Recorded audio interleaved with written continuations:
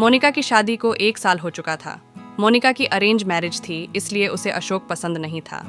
मोनिका अशोक की तरफ ज्यादा ध्यान नहीं देती थी। मोनिका का सारा ध्यान हमेशा अपने देवर सुमित की तरफ ही रहता था। अशोक माँ से बोला, मोनिका कहाँ है? दिखाई नहीं दे रही। माँ, पता नहीं, अभी तो रसोई में थी। बोल रही थी कि आज खीर बना रही है। तुम्हारा खीर खाने का बहुत मन है। तुमने उसे ऑफिस से फ़ोन कर दिया था कि आज खीर बना देना। अशोक, मैंने तो कोई फ़ोन नहीं किया। अच्छा चलो, कोई बात नहीं।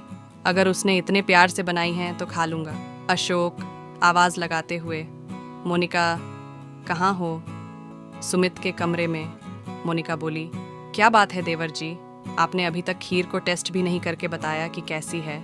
मैंने इतने प्यार से आपके लिए खीर बनाई थी। सुमित, थैंक यू भाभी, आप मेरा कितना ख्याल रखती हो। काश मेरी फ्यूचर वाइफ भी आपके जैसी हो। मोनिका, आप जब इस तरह से मीठी मीठी बातें करते हो ना तो मुझे बहुत क्यूट लगते हो। जी तो करता है आपको गले से लगा लूं। सुमित, भाभी, आपकी मजाक करने की आदत मुझे समझ नहीं आती।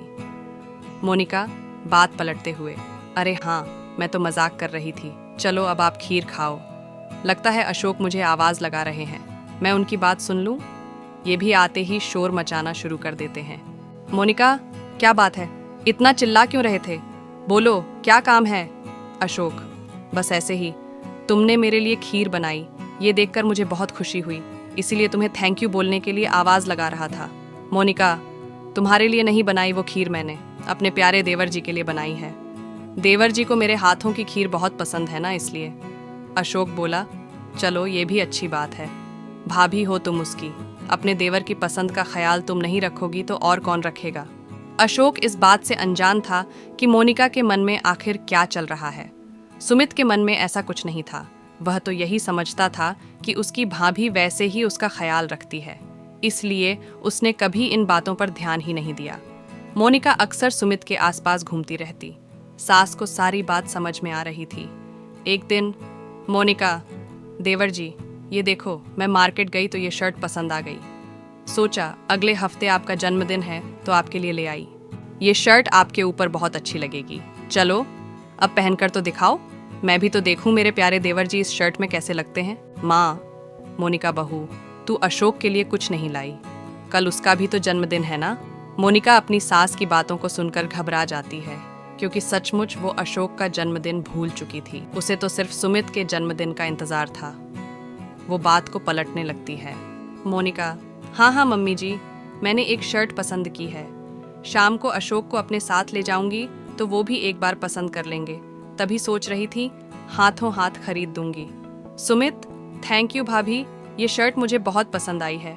मेरे जन्मदिन का सबसे पहला गिफ्ट आपने ही दिया है। माँ, मन में, मुझे सब पता है बहू, तेरे मन में क्या चल रहा है। मुझे अब इसका हल जल्द ही तलाशना होगा। दिन व दिन मोनिका का सुमित से नज़दीकियां बढ़ता ही जा रहा था। अगले दिन अशोक का जन्मदिन था।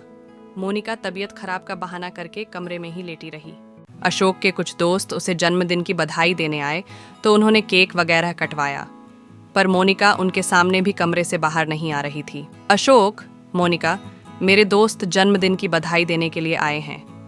उनके लिए चाय स्नैक्स वगैरह का कुछ इंतज़ाम अगर तुम कर देती तो।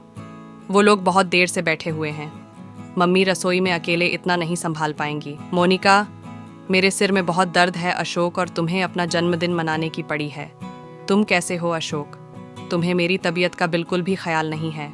अशोक, ओह सॉरी मोनिका, मेरा वो मतलब नहीं था।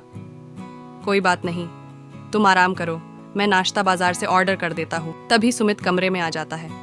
सुमित, भाभी, मेरे कुछ दोस्त भैया को जन्मदिन की बधाई देने के लिए आए।